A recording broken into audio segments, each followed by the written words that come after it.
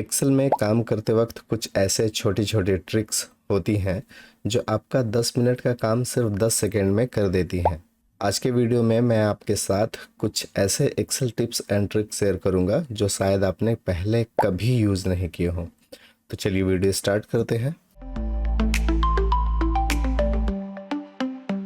सबसे पहला जो ट्रिक है उसमें कॉलम नेम के हिसाब से उसके कॉलम का नंबर बहुत आसानी से हम लोग जान सकते हैं। जैसे एक्सेल में बहुत सारे कॉलम होते हैं जो ABCD से स्टार्ट होते हैं। अभी हमें उसका नंबर चाहिए। जैसे ये कॉलम 1 है तो कॉलम F कौन से नंबर में है ये हमें जानना है। जैसे कॉलम 1 2 3 तो कॉलम F का नंबर हमें जानना है। तो इक्वल देंगे और यहाँ पे लिखेंगे इस तरह से कॉलम और लिखेंगे इस तरह से इनडायरेक्ट और ब्रैकेट के अंदर हम लोग कोई भी कॉलम का नाम डाल देंगे। जैसे हमें कॉलम G का जानना है तो यहाँ पे हम लोग G1 टाइप कर देंगे। अब इससे क्या होगा कि G1 जो सेल है इसका कॉलम नंबर बता देगा। डबल कोट हम लोग बंद करेंगे और ब्रैकेट इस तरह से 2 बार बंद कर देंगे। एंटर की प्रेस कर देंगे। ये देखिए 7 है, G का कॉलम 7 है।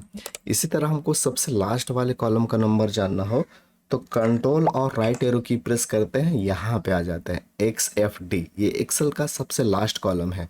इसके बारे में हम लोग जान सकते हैं। इक्वल की प्रेस करेंगे और इस तरह से लिखेंगे कॉलम और यहाँ पे फिर से लिखेंगे इनडायरेक्ट और डबल कोट के अंदर ये टाइप कर देंगे XFD XF और D और यहाँ पे 1 टाइप कर देंगे। एक कॉलम नंबर हमें देने का ज़रूरत होता है। 1 2 आप कोई भी दे सकते हैं, मैं 1 दे दे रहा हूँ। डबल कोट से इसे बंद कर देंगे और 2 बार ब्रैकेट बंद करेंगे, एंटर मारेंगे, आपको रिजल्ट पता चल जाएगा। ये है 16,384। नेक्स्ट ट्रिक में हम लोग डेटा को किसी भी रॉ कॉलम और सेल को कॉपी करना सीखेंगे और इसके लिए हम लोग ना ही कंट्रोल C प्रेस करेंगे, ना ही कंट्रोल V प्रेस करेंगे, ना ही होम टैब में हम लोग कॉपी कमांड का यूज़ करेंगे या फिर पेस्ट कमांड का यूज़ करेंगे। बहुत ही सिंपल है। आपको वो डेटा रेंज सेलेक्ट कर लेना है जिसे आप कॉपी करना चाहते हैं। वो एक सेल भी हो सकता है और मल्टीपल सेल भी हो सकता है। सेलेक्ट करने के बाद इसके लाइन के ऊपर इस तरह से रखेंगे। जब इस तरह से आपका 4 माउथ वाला जो हैंडल आ जाएगा इस तरह से, तब आप कंट्रोल की दबा देंगे। जैसे आप कंट्रोल की दबाएंगे देखेंगे छोटा सा प्लस साइन आ गया, पॉइंटर थोड़ा चेंज हो जाएगा और दबाने के बाद इसे ड्रैग करके एक नए जगह ले जाएंगे जहाँ पे हमें पेस्ट करने का ज़रूरत है और फिर छोड़ देंगे। देखेंगे कि जो डेटा आपने सेलेक्ट किया है वो ऑटोमेटिक कॉपी भी हो गया है और पेस्ट भी हो गया है।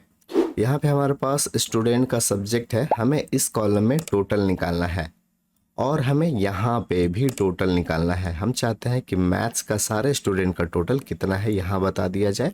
साइंस का, SST का, हिंदी का, इंग्लिश का यहाँ पे भी टोटल चाहिए।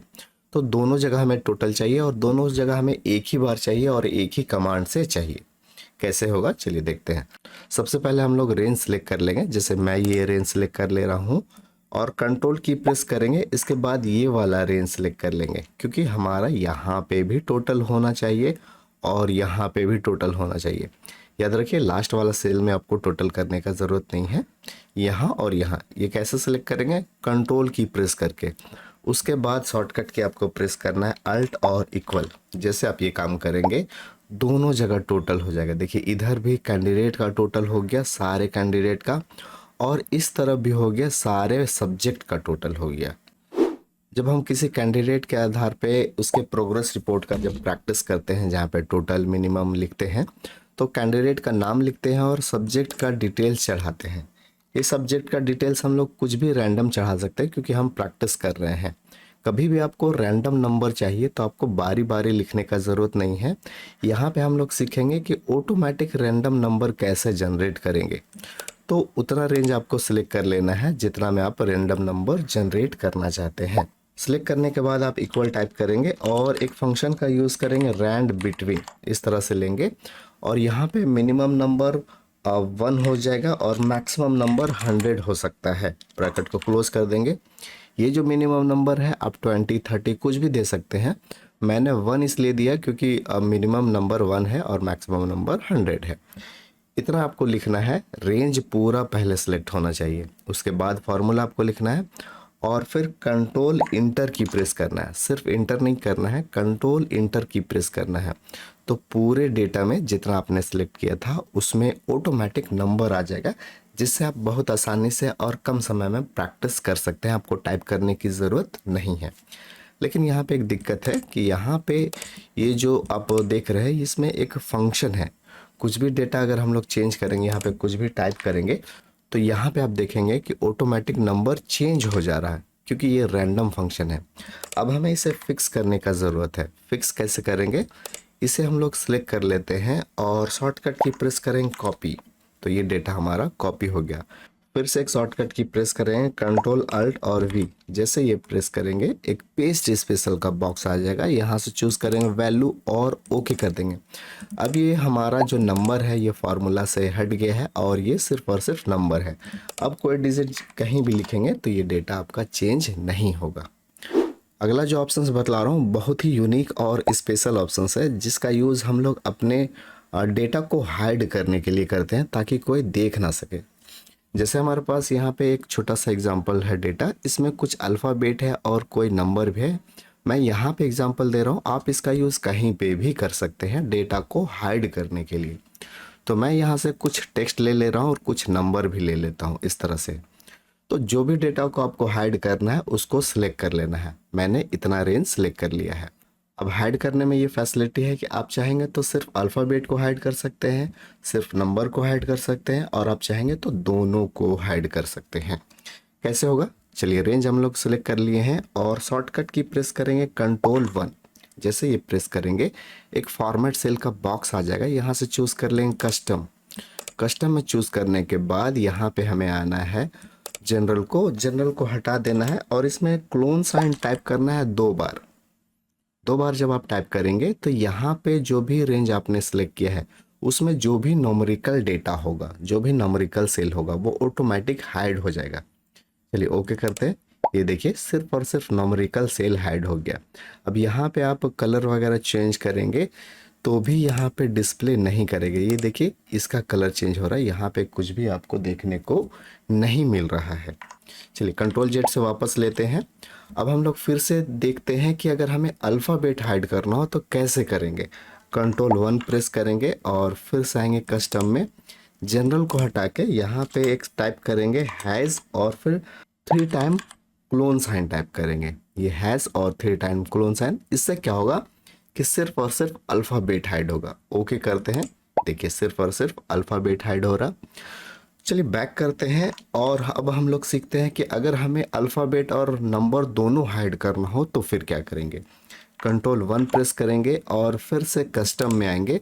यहाँ जनरल जो है इसे हटा के 3 बार क्लोन साइन टाइप करेंगे। यहाँ पे कोई भी हैज़ अब टाइप नहीं करेंगे।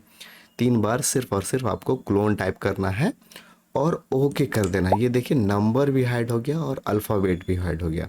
इसका यूज़ आप कहीं पे भी कर सकते हैं। अगला टिप्स एंड ट्रिक है जिसमें हम लोग स्मार्ट फिल्टर का यूज़ करेंगे। देखिए यहाँ पे डेटा में आपको कहीं भी डाटा में जाने की ज़रूरत नहीं है। स्मार्ट फिल्टर क्या होता है कि सिर्फ एक क्लिक में ही आप फिल्टर कर सकते हैं। क्या करना होगा, जहाँ पे आप जिस डेटा को फिल्टर करना चाहते हैं वहाँ पे जाएंगे और कंट्रोल T प्रेस करेंगे। जैसे कंट्रोल T प्रेस करेंगे एक छोटा सा बॉक्स आ जाएगा। आपके टेबल में या फिर आपके डेटा में हेडर है तो यहाँ पे आप चूज़ करेंगे my table has header row और ओके कर देंगे। इस तरह से डेटा आपका टेबल में कन्वर्ट हो जाएगा। टेबल में कन्वर्ट होने के बाद यहाँ पे फिल्टर बटन ऑटोमेटिक आ जाएगा। हमें इसका ज़रूरत नहीं है, इसे यहाँ पे क्लिक करके हटा देंगे। टेबल डिज़ाइन टैब में क्लिक करके हटा देंगे और उसके बाद डेटा के अंदर ही कहीं पे रखेंगे और फिर हम लोग आएंगे इंसर्ट टैब में। इंसर्ट टैब में आने के बाद हम लोग यहाँ से चूज़ कर लेंगे स्लाइसर। स्लाइसर में जैसे क्लिक करेंगे एक छोटा सा स्लाइसर का बॉक्स आ जाएगा। यहाँ पे हर वो कॉलम दिखेगा जो आपके डेटा शीट में है। देखिए यहाँ से अभी हमें फ़िल्टर करने के लिए हम ले रहे हैं कैटेगरी वाला ऑप्शंस और ओके कर देंगे। कैटेगरी इसलिए क्योंकि कैटेगरी टाइप का ही फ़िल्टर है हमारे पास। आपके पास जेंडर में मेल फीमेल हो तो वो सब भी ले सकते हैं। मैं कैटेगरी ले रहा हूँ और ओके कर देंगे इस तरह से। देखिए कैटेगरी का फ़िल्टर आ गया। अब इसे इस तरह से एडजस्ट कर ले, जितना में आपका व्यू बनता है उतना आप कर ले। अब यहाँ पे अच्छी बात यह है कि सिर्फ बेकरी में क्लिक करेंगे तो बेकरी का डेटा दिखेगा। ब्रेकफास्ट में क्लिक करेंगे तो सिर्फ और सिर्फ ब्रेकफास्ट का ही डेटा दिखेगा। डेयरी में क्लिक करेंगे तो सिर्फ और सिर्फ डेयरी का दिखेगा। ड्राई फ्रूट्स में क्लिक करेंगे तो सिर्फ और सिर्फ ड्राई फ्रूट्स दिखेगा। ऑयल्स में क्लिक करेंगे तो सिर्फ ऑयल्स का डेटा दिखेगा। तो ये रहा स्मार्ट फिल्टर। अब आपको बटन में जाने की ज़रूरत नहीं है। हाँ, ध्यान रखिए, ये डेटा में काम करने के लिए आपको कंट्रोल T प्रेस करना ज़रूरी है। यहाँ पे आप मल्टीपल डेटा के साथ भी फिल्टर कर सकते हैं। जैसे आप बेकरी में क्लिक करते हैं, बेकरी आ गया। आप चाहते हैं बेकरी और डेयरी दोनों को देखा जाए, तो बेकरी को क्लिक करके कंट्रोल की प्रेस करेंगे और डेयरी में क्लिक करेंगे। इससे क्या होगा कि बेकरी और डेयरी दोनों देखा जाएगा। फिल्टर अगर हटाना हो तो यहाँ पे क्लिक करेंगे, और पूरा ये स्लाइसर हटाना हो तो इसमें राइट क्लिक करके क्लोज कर देंगे। इसके बाद हम लोग सीखेंगे कि अपने क्विक एक्सेस टूल बार में ऑप्शंस को कैसे ऐड करेंगे और रिमूव कैसे करेंगे। देखिए, ये वाले सेक्शन को हम लोग बोलते हैं क्विक एक्सेस टूल बार। यहीं से हम लोग डेटा को एक्सेस कर सकते हैं। अब यहाँ पे हमें कुछ ऐसे ऑप्शंस लाना है जो यहाँ पे नहीं है, तो आप इसे ऐड कर सकते हैं। यहाँ पे जस्ट इसके ऊपर आएंगे और राइट क्लिक करेंगे। यहाँ से आपको आना है मोर कमांड्स में। मोर कमांड्स में आना है, इस तरह से एक बॉक्स आ जाएगा। ये देखिए, यहाँ पे लिखा हुआ है क्विक एक्सेस टूल बार। अब यहाँ पे आपको क्या चाहिए, तो यहाँ पे जो भी चाहिए आप डायरेक्ट ला सकते हैं। जैसे मुझे यहाँ पे चाहिए सॉर्टिंग, तो सॉर्टिंग के लिए इस वाले में क्लिक करेंगे और नीचे हम लोग देखेंगे कि सॉर्ट हमारा कहाँ पे है। जैसे ये देखिए, सॉर्ट असेंडिंग है, तो इसे चूज़ करके हम लोग ऐड कर देंगे। तो पहले से हमारे पास 1 2 3 4 है। अब हमने एक और ऑप्शंस ऐड कर दिया, सॉर्ट असेंडिंग। ऐड करने के बाद ओके करेंगे और आप देखेंगे कि सॉर्ट ऑप्शंस आपका ऐड हो गया। अब इसका बेनिफिट क्या है कि कोई भी डाटा हम लोग चूज़ कर लेंगे ऐसे करके, और इसमें क्लिक करेंगे, ये डेटा ऑटोमेटिक सॉर्ट आ जाएगा। एक्सपेंड द सिलेक्शन है, सॉर्ट कर दीजिए, आपका डेटा सॉर्ट हो गया। ये देखिए सीरियल नंबर, अभी इसे सॉर्ट करना है तो पूरा इस तरह से सिलेक्ट कर लेंगे और यहाँ पे क्लिक करेंगे और सॉर्ट कर देंगे तो सॉर्ट हो गया। अब आपको कहीं पे अंदर जाने की ज़रूरत नहीं है। ये तो जो सॉर्ट ऑप्शंस बतलाए मैंने सिर्फ एक एग्जांपल से बतलाया है। वहाँ पे बहुत सारे या फिर हर एक्सेल के ऑप्शंस हैं, आपको जो ज़रूरत है आप यहाँ पे ऐड कर सकते हैं। एक्सेल में जब भी हम लोग काम करते हैं तो इसे हम लोग टेक्स्ट मोड बोलते हैं। लेकिन क्या होगा जब हमें कोई ऑब्जेक्ट में काम करना हो, जैसे हमें इस सारे ऑब्जेक्ट को एक साथ ऐसे सिलेक्ट करना है, तो इस तरह से सिलेक्शन नहीं होता है। बारी बारी आप ऐसे क्लिक करेंगे या फिर कंट्रोल दबा के क्लिक करेंगे तो सारे को एक एक करके करना पड़ेगा। इसके लिए एक ऑप्शन है, आपको होम टैब में आना है और फाइंड एंड सेलेक्ट में आना है और चूज़ करना है सिलेक्ट ऑब्जेक्ट। तो ये जो हमारा कर्सर है वो ऑब्जेक्ट मोड में कन्वर्ट हो जाएगा। फिर आप इस तरह से रेंज ले लेंगे, जहाँ से जहाँ तक लेंगे उसके अंदर जो भी ऑब्जेक्ट होगा या फिर जितना भी ऑब्जेक्ट होगा ऑटोमेटिक एक साथ सिलेक्ट हो जाएगा। इसके बाद आप इसमें कलर भी कर सकते हैं, जैसे मैं यहाँ से कलर कर दे रहा हूँ, और डिलीट करना हो तो मिटा भी सकते हैं। एक्सेल में हम लोग काम तो करते हैं लेकिन हमें उसके बारे में पता नहीं होता है कि उसका स्टैटिक्स क्या है या फिर कितने इसमें वर्ड यूज़ हो गए हैं या सेल यूज़ हो गए हैं। तो एक्सेल का पूरा प्रॉपर्टी और स्टैटिक्स भी हम लोग देख सकते हैं। ये करने के लिए आपको रिव्यू टैब में आना है और यहीं पे एक छोटा सा ऑप्शन है वर्कबुक स्टैटिक्स। इसमें जैसे क्लिक करेंगे आपके करंट वर्कबुक का पूरा डिटेल्स दिख जाएगा। इसमें कितना सीट है, सेल्स कितना यूज हो गया, टेबल इसमें कितना है, कितना इसमें फार्मूला लगाया गया है, एवरीथिंग यहाँ से देख सकते हैं। एक्सेल में एक्सपर्ट बनने के लिए आपको शॉर्टकट की का नॉलेज होना बहुत ज़रूरी है। अब आपको एक्सेल के सारे शॉर्टकट्स की एक्सेल के अंदर ही मिल जाएंगे। आपको कहीं भी गूगल में, चैट जीपीटी में या यूट्यूब में आपको सर्च करने की ज़रूरत नहीं है। यहाँ पे आ जाना है आपको डायरेक्ट हेल्प में, और जैसे हेल्प में आएंगे यहाँ पे एक सेक्शन खुल जाएगा। यहाँ से आपको आ जाना है हेल्प वाले सेक्शन में। यहाँ जैसे आप इसमें क्लिक करेंगे एक छोटा सा यहाँ पे पैनल खुल जाएगा हेल्प का। यहाँ पे ये जब आप खोलेंगे तो इंटरनेट का कनेक्शन होना ज़रूरी है। जैसे आप इसमें क्लिक करेंगे तो बहुत सारा टॉपिक यहाँ पे मिलेगा। यहाँ पे हमें टाइप करना है कीबोर्ड शॉर्टकट या फिर एक्सेल शॉर्टकट। इस तरह से हम लोग टाइप कर देंगे एक्सेल शॉर्टकट। जैसे इसमें क्लिक करेंगे बहुत सारा सजेशन लिस्ट आ जाएगा। यहाँ पे हम लोग जो भी सुटेबल वर्ड है उसे क्लिक कर लेंगे। जैसे मैं इसमें क्लिक कर रहा हूँ कीबोर्ड शॉर्टकट इन एक्सेल, इसमें क्लिक करेंगे तो ऑटोमेटिक ये सर्च करके देगा। अब ये देखिए यहाँ पे बहुत सारे एक्सेल का शॉर्टकट की जो आपके रिजल्ट में आ गए हैं। यहाँ पे एक दे रहा फॉर ए कम्प्रिहेंसिव लिस्ट, यहाँ पे लिंक है, इसमें क्लिक करते हैं। जैसे इसमें क्लिक करेंगे पूरा एक फिर से आ जाएगा पैनल, यहाँ पे इसको पढ़ सकते हैं और यहाँ पे आप देखिए, यहाँ पे क्या लिखा हुआ है, download 50 time saving Excel shortcut की, या फिर यहाँ पे लिखा हुआ है एक्सेल कीबोर्ड शॉर्टकट की एंड फंक्शन की। जो भी अलग अलग डेटा है सभी का एक्सेस कर सकते हैं। चलिए हम लोग ये वाला देखते हैं, एक्सेल शॉर्टकट्स एंड फंक्शन की। इसमें जैसे क्लिक करेंगे तो यहाँ पे डायरेक्ट हमारे पास एक लिस्ट खुल जाएगा जो माइक्रोसॉफ्ट कंपनी द्वारा बनाया गया है। आप इसको पूरी तरह से पढ़ सकते हैं और इवन इसे डाउनलोड करके प्रिंट कर सकते हैं। एवरीथिंग ये अब आपके लिए है, इसका यूज़ आप अपने स्टडी में कर सकते हैं। चलिए नेक्स्ट टिप्स एंड ट्रिक्स जो है वो सॉर्टिंग के लिए है।